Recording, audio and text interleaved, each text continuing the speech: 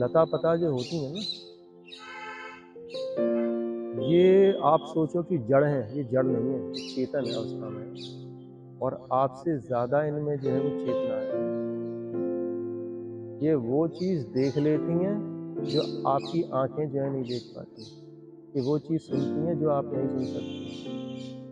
इनका वैसा स्वभाव है जो आप कभी जीवन में लेके नहीं आ सकते हो स्वभाव में। तो वृंदावन के वृक्षों के लिए और फूलों के लिए कहा है। कल्पतरु पेड़ कहाँ पर है? स्वर्ग में। सब कल्पतरु है। वृंदावन में जितने फूल हैं वो सब के सब जो है वो किसके फूल हैं? आपके पारिजात, जो देवता जिसका उपभोग करते हैं।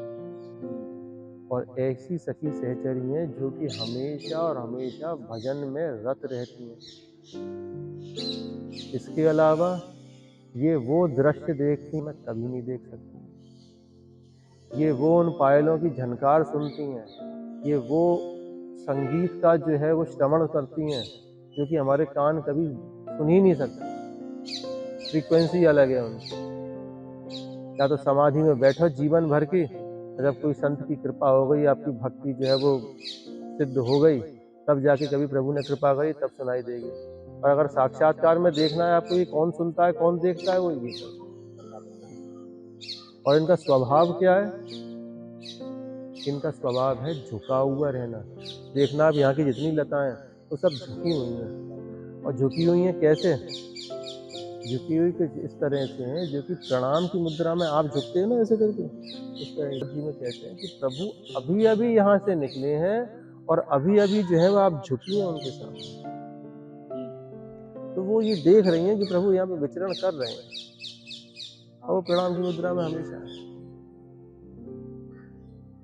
ये लता पता आपको कहीं ना मिलेंगी, ये वृंदावन में ही है और कुछ ही स्थान बचे हुए हैं यहाँ पर जहाँ पे कि लता पता मिलेगी।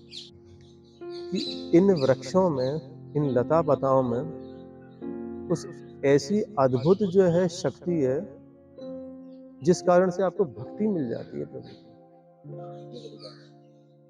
प्रभु की आपको जो है वो भक्ति देने में, दिलाने में सक्षम है ये वृक्ष लता पता।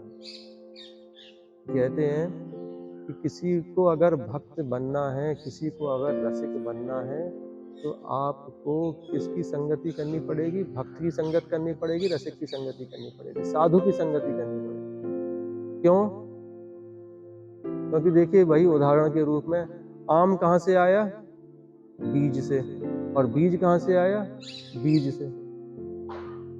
जैसे बीज जो है वो बीज को उत्पन्न कर रहा है, इसी तरह से भक्त जो है उसके साथ में रह के आप जो है वो भक्त बन सकते हैं। तो अगर आपको वही देखने की शक्ति अपने अंदर चाहिए, अगर आपको वही सुनने की शक्ति चाहिए, एक ऐसी शक्ति देखने की जिसमें कि आपको हमेशा दिन रात प्रियालाल के आप साथ में रह रहे हैं, एक ऐसी शक्ति कि हमेशा जो है दुनिया के प्रपंच से नहीं सुनाई दे रहे हैं, आपको उनकी ही आवाज़ सुनाई दे रही है। एक ऐसी शक्ति कि आप जो है हमेशा जो है कैसे रह रहे हैं? प्रभु के प्रणाम की मुद्रा में ही रह रहे हैं। तो अगर आपको ये गुण चाहिए तो किसी लता पता के शरणागत जो है आप हो जाए। कुछ नहीं करना है आपको, सिर्फ और सिर्फ उसकी सेवा करनी है। सेवा क्या है?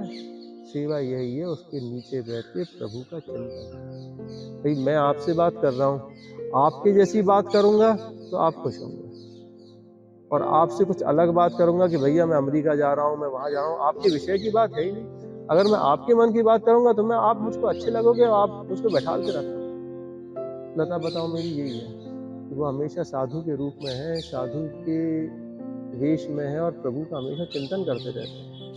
उनके नीचे बैठ के अगर आप सतत नाम जप करते हैं, अगर आप उनका चिंतन करते हैं प्रभु का, तो निश्चय ही है कि वो भी आपको अपने पास में ही रखेंगे। और आपको पास में रखने का मतलब क्या हुआ? वृंदावन वास। कहते हैं ना वृंदावन वास मिल जाए, कैसे मिलता है? ऐसे मिलता है वृंदावन कि आप किसी की सेवा में ऐसे रत हो गए, ऐसे रत हो गए कि वो आपकी पल पल में याद कर रहा है कि भैया वो सेवक जो था बहुत अच्छी मेरी सेवा करता था, वो सेवक कहाँ है, कहीं बाहर चला गया है, बुलवाओ उसको किसी तरह। तो रिटर्न टिकट कराती हैं लता बताएं, चले तो गए वृंदावन से एक बार दर्शन करके, दोबारा आना है, पुनः आना है, वृंदावन वास चाहिए, तो इनकी आप सेवा करो। और सही में देखो एक चीज और है, जैसे कि बाहर के जने आके वृंदावन में इन्वेस्ट करते हैं, वृंदावन में आके इन्वेस्टमेंट करते हैं ना, कि हम अपना मकान बना लें, हम अपना घर बनवा लें, आगे जाके रुपया इतने मिल जाएंगे, आज 10 लाख का खरीदा है तो 50 लाख का हो जाएगा, वो इस तरह के अंदाजे लगाते हैं। तो अंदाजे जो है आपको इसके लगाने चाहिए लता पता के। अगर आप लता पता को लगाते हैं वृंदावन में आके, इनकी सेवा करते हैं, तो उससे बड़ी आपकी कोई नहीं है पुण्य की एफडी। और वो एफडी जो है वो आपको सुख देगी, बच्चों के बच्चों को सुख देगी। वो एक ऐसा एसी कूलर, एक ऐसी छत बन गई कि उसके नीचे कोई भी जीव आके जो है अपने कलयुग की ताप का जो है वो संताप कर सकता है। यहाँ पे एक ऐसा इन्वेस्टमेंट है। वृंदावन में आके इन्वेस्टमेंट ईंट पत्थरों का नहीं है भैया।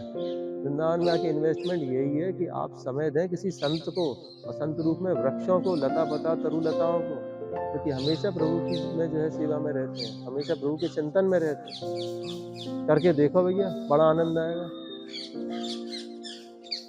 और ऐसा ही इन्वेस्टमेंट करना भी चाहिए। इन्वेस्टमेंट में क्या कहते हैं भैया, कल 1 है, परसों 2 हो जाए, 2 से 4 हो जाए, 4 से 8 हो जाए। लता बताओ में यही तो होता है। आज एक जने को सुख दे रहे हैं, कल बड़े हो जाएंगे 2 जनों के देंगे, और पता नहीं पर कितने कितने चराचर जीवों को देंगे। ये लता बताओ की खासियत है। इसीलिए कहा गया है इनसे कि लता लता सब कल्पतरु।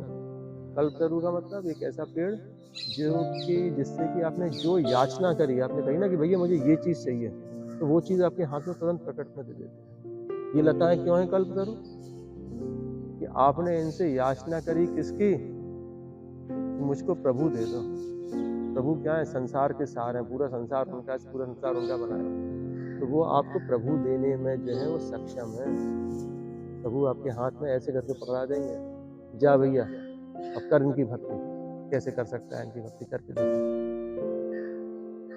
तो सर्वस्व जो है आपको ये देते हैं लता पता, इसीलिए इनका नाम जो है वो कल्पतरु। वृंदावन में इन सब चीजों की अब कमी हो गई है, पर नहीं तो हमने तो ऐसा वृंदावन देखा है कि वहां पर खूब लता पता, खूब लता पता। संत लोग जो होते हैं उनको भी जो है वो 4 दीवारी में अच्छा नहीं लगेगा, उनको जो है वो लता पताओं में ही अच्छा लगेगा। और हमारे ठाकुर जी जो हैं भाई कुंज बिहारी हैं, राधा वल्लभ लाल हैं, राधा रमण हैं। तो ये राधा रमण कहाँ कर रहे हैं? फ्लैटों में, बंगलों में। राधा वल्लभ लाल, राधा जी रानी के साथ में जो है घूम रहे हैं। कहाँ घूम रहे हैं? फ्लैटों में। कुंज बिहारी कहाँ घूम रहे हैं? कोई अपार्टमेंट्स में घूम रहे हैं? नहीं भैया, ये कुंज बिहारी, बांके बिहारी, राधा वल्लभ, राधा रमण, ये तो भैया लता पताओं में ही जो है वो घूम रहे हैं। और जो जिसकी उपासना कर रहा हो उसको तुरंत दे दिया, भैया ये पकड़। तुझे ज्यादा प्रयास करने की जरूरत नहीं है, तुझे ज्यादा तपस्या करने की जरूरत नहीं है। तेरी जगह पे तो मैं तपस्यारत हूँ। क्यों है तरु पूजनीय? क्योंकि इनमें सहनशीलता होती है। एक संत में जो सहनशीलता होती है ना, इन वृक्षों में भी सहनशीलता रहती है। संत जो है वो गर्मी, सर्दी, बारिश, मान अपमान, निंदा, किसी भी तरह की हिंसा, हर चीज को जो है वो सहन करता है। इसी तरह से वृक्ष जो होता है वो भी हर चीज को जो है वो सहन करता है। गर्मी को, सर्दी को, बारिश को, मान को, अपमान। मान अपमान क्या हो गया इन वृक्षों का? कि किसी ने आपने काट दिया इसकी कोई डाली, पत्ती तोड़ दी, कुछ नहीं कर रहा, शांत बैठा हुआ, वो मान अपमान। तो हमारे यहाँ पे वाणी में लिखा हुआ है तरु सम सहनशीलता। एक संत के लक्षण बता रहे हैं क्या? कि संत किस तरह का होना चाहिए? तरु की तरह से जो है उसके अंदर सहनशीलता होनी चाहिए।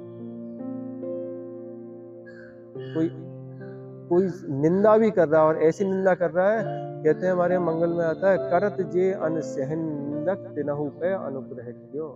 हरवंश महाप्रभु के लिए कह रहे हैं कि अनसहन निंदा, किसी ने खराब से खराब भी निंदा कर दी, उसके ऊपर भी जो है क्या किया? अनुग्रह।